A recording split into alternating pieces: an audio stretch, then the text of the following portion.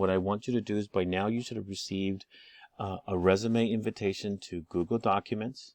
Once you open up your email, I want you to go to Open Up Documents. Okay? And once you open up the document, you're going to see this face here.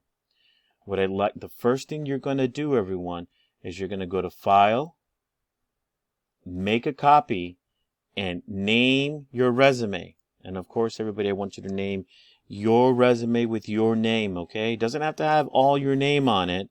But for example, this is Jack Garcia. I'm going to say, okay. From there, everybody, Google Documents is going to create your own resume copy. This is for you only, okay? From there, you're going to go to Share. And once you go to Share, everyone, you're going to share it with Mr. Garcia. All you need to do is start typing my name, and my email shall populate. If not, just go ahead and enter my email.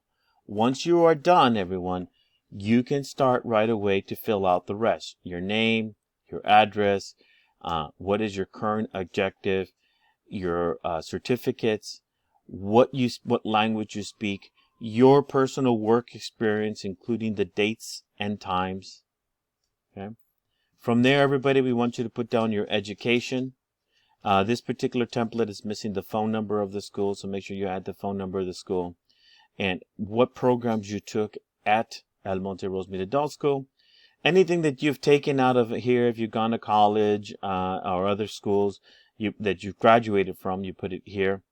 And then, of course, everybody, where you got your high school diploma, the address and the phone number as well, and what year you graduated from. Once again, this is Mr. Garcia. Please make sure that you follow step number 1 and step number 2 before you start to do anything. Remember, file, make a copy, name it under your name, and then from there, everybody, share it with me so that I can see how far along you're coming with this project. Once again, thank you. This is Mr. Garcia.